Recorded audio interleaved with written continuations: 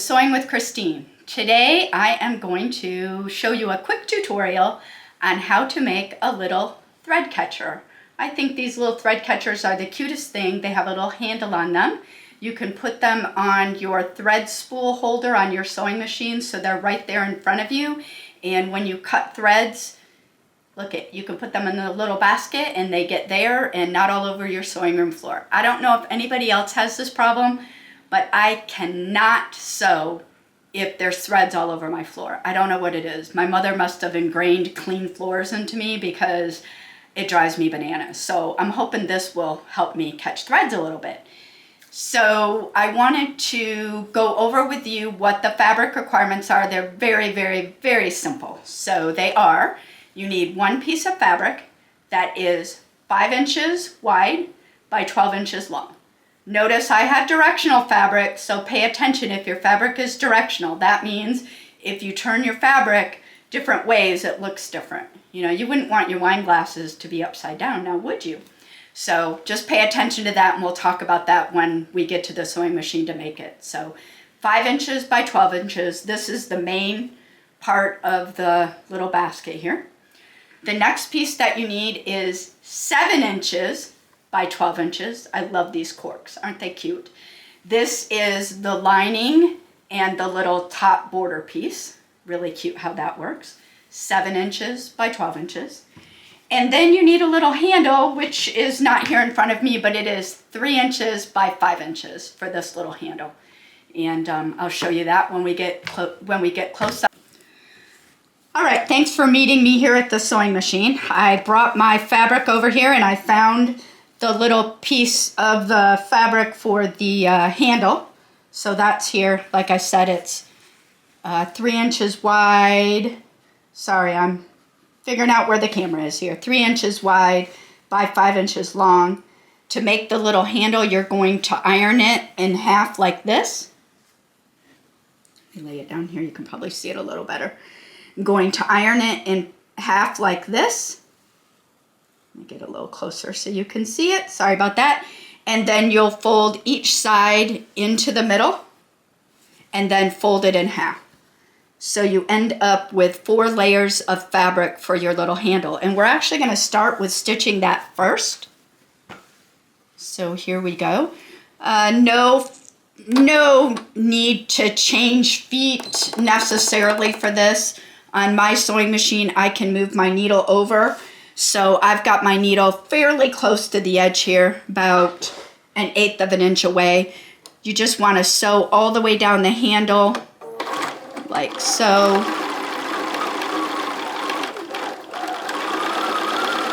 Trying to keep it straight. Oop, that wasn't very good. And then turn it, go across the bottom. I'll try to do a little bit straighter seam here, going down the other side. And now I'm going to go down the other side. There we go. It helps if you hold your fabric straight instead of just letting it go. So there we go. So there's my little handle. I love to make little things like this where I'm not so worried about everything being absolutely perfect, like if I'm making a quilt or something. So there's my little handle sewn down both sides to keep that attached. Then I'm going to take my handle and fold it in half, like so. And then I'm going to come to my bottom, my 5-inch wide piece of fabric, which in my case is these wine glasses. And remember, if you have directional fabric, you'll want the direction facing up. This is going to end up being the top of the basket. So I want my wine glasses to hold the wine, not pour it out, so I have it at the top. So just make sure that with your directional fabric that you have the top of the fabric at the top. And then I'm just going to attach the little handle here towards the left edge, leaving about 1 inch between, I guess I have about 1.25 inches, somewhere close to the upper left-hand side there. I'm going to back stitch that a little bit just to make sure it's caught in there very well. You're going to love how fast this little bag is. So now I have the bottom of my bag. I have the little handle attached. And now I'm going to take the top. One thing, in addition, that I should have told you about the top is I have a piece of Shape Flex 101, about an inch long, an inch wide by about 12 inches long, and I have ironed that to the top of my lining fabric. And you'll see why very shortly why I did that. So if you have some Shape Flex, you could use any kind of interfacing. I like the Shape Flex, but any kind of interfacing will help. And what I'm going to do now is I'm going to put my lining fabric face down. I'm going to want to sew along this seam with about, a quarter of an inch seam would be fine. And so that is what I'm going to do here. I'm sew with about a quarter of an inch seam. And I'm going to sew these two pieces together. And this is going to form the lining and then that top edge where it folds over. And you're going to see this in just a minute. So I'm sewing along there.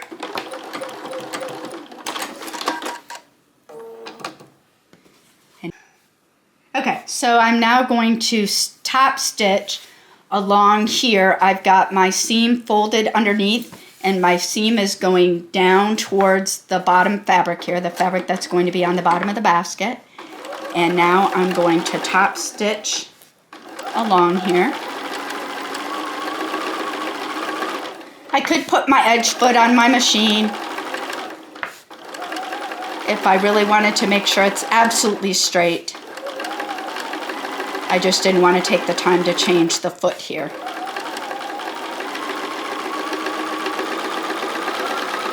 You'll learn that I really love top stitching. I think it really sets things off.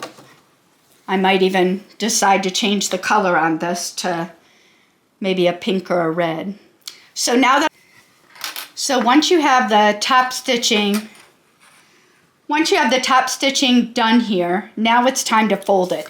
And before I proceed to fold it, I want to tell you a funny story.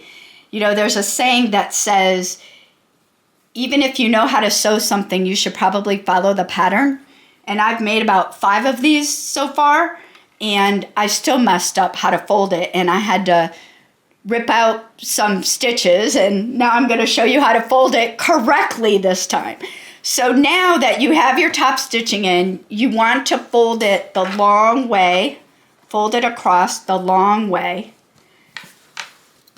and then I'm going to clip it together.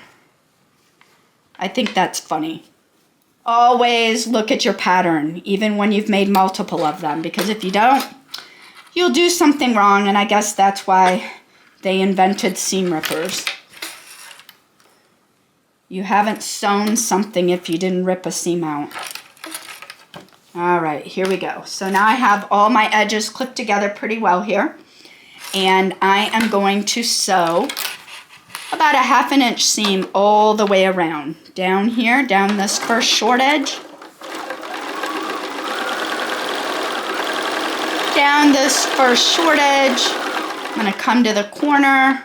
I'm going to turn my fabric, go down this long edge here, making sure the fabric is lined up here so that the bottom fabrics are aligned and the lining fabric is also aligned there. So I get a nice crisp seam there. And here we go. Only takes a quick minute or two to sew along here. And then we'll get to the next quick part. Or next fun part, I'm sorry. So here we go. We have that. And now comes the fun part. Might make you a little nervous, but don't be nervous. So we are now going to cut out, we're going to make the corners of the little basket. Oh, and guess what? I forgot to leave an opening to turn it. So I'm going to do that. I do this every time. When you're sewing around, you need to leave an opening to turn it.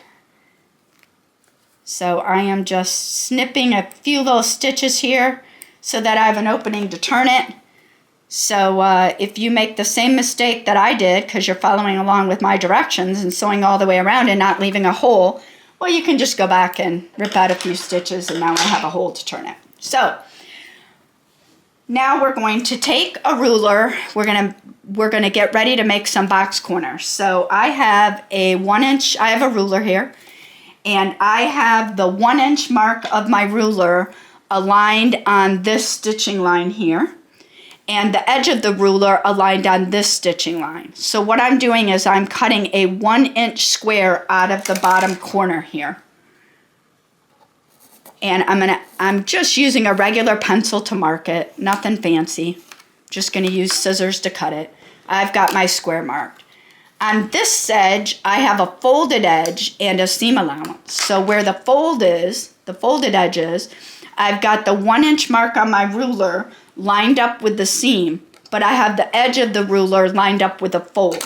I only wanna cut the 1 inch out of the actual fabric. I don't want to include seam allowances in that 1 inch. Now I'm going to cut through the seam allowances, but what that means is on this side I'm actually cutting about 1 1/4 inch, 1 3/8 it looks like with my seam allowance there. And then I'm going to turn. I'm going to do the same thing on this side. I've got my ruler lined up, the edge of the ruler against the seam allowance, the 1 inch mark here and here. So again, on this side, it's kind of the opposite. Again, I line my ruler up against what's going to be the edge of the fabric, either the fold or the seam allowance. And I'm going to cut 1 inch squares out. So now that I have them all marked, I'm going to cut them. It's okay.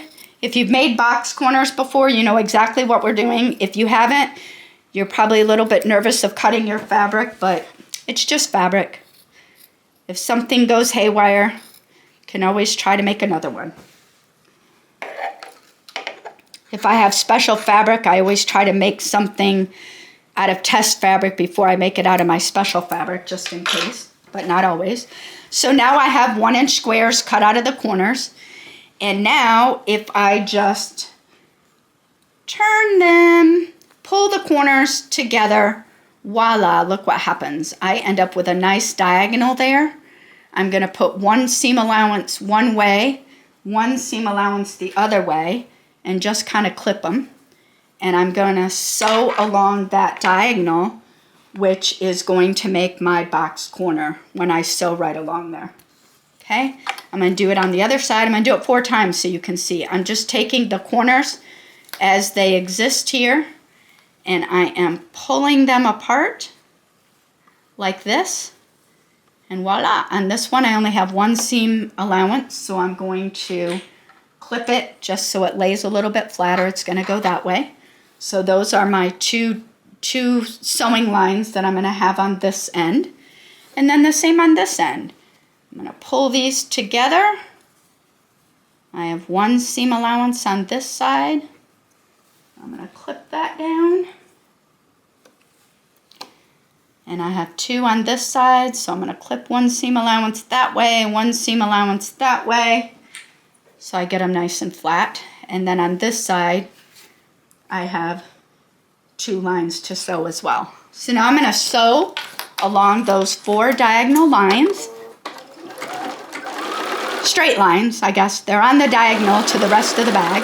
I am going to back stitch because these are corners, and I'm only going to put little threads in there, but let's make it as secure as we can. And then on this side, I'm going to do the same thing. 1/4 inch seam allowance. In my case, I'm just running my foot right up against the edge of the fabric to make a 1/4 inch seam allowance. So there's that one. So that's number 2. I've got number 3. And believe it or not, we're going to be done with this bag in about 20 seconds here. Back stitch. I'm going to flip this over. And now I'm going to sew this one. There we go. And voila. Now, I'm going to turn it. I think I need to clip just another stitch out of there to give me enough room. Lots of turning to turn it right sides out, and then you'll have a chance to really see why we ironed that 1-inch strip of interfacing along the top. I get this pulled out of here. Earlier I was doing a class on making burrito pillowcases, and that's a lot of fun, pulling things inside and right side out and wrong side out and all of that. So here we go. So now I have unfolded or turned it inside, or right sides out, I guess. I still have my little hole in the bottom here where I took that stitching out to turn it. You can hand stitch that, overcast that. And now that I have it this way, I have the lining on the outside, right? I'm going to turn it again, and look at what happens. That little piece of 1-inch interfacing makes it nice and crisp on the top and allows that larger piece of lining fabric to overlap on the side, on the outside, making a little cuff there. And isn't that cute? And it's all ready to go, ready to hang it up on your machine. You can set it by your machine. You can use your hook to hang it on the thread holder. I hope you enjoyed this quick and easy little project. I don't think it takes very long to do. You could probably do it in about 15 minutes total. And thanks for joining us here on Sewing with Kristene today. I look forward to sewing again with you sometime soon.